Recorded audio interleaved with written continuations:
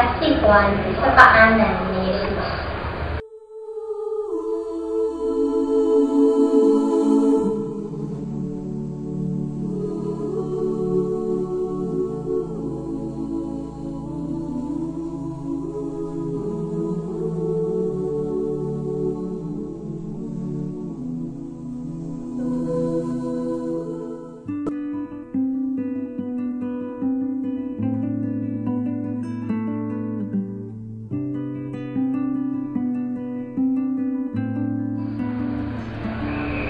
Nakita ni Jesus ang kanyang mapagmahal na ina at matapat na lingkod na si Juan sa kanyang paanan.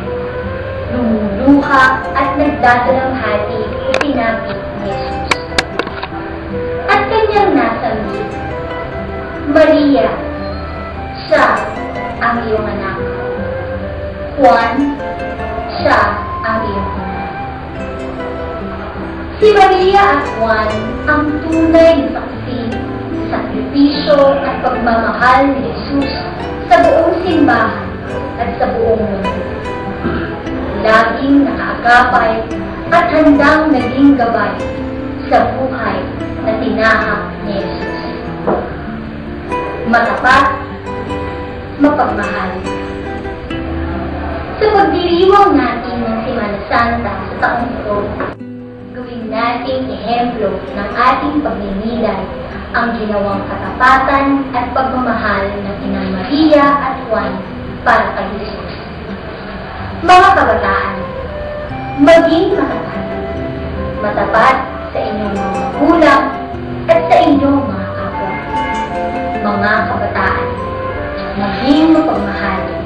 Mapagmahal sa inyong mga magulang, mapagmahal sa inyong mga kapwa. At sa anumang balakid ng ating buhay, gawin nating lakas si Jesus. Gawin nating tanglaw ang Inang Maria. Gawin nating gabay si Juan. Upang maging tunay na simbolo ng buhay na Kristo sa makabagong panahon.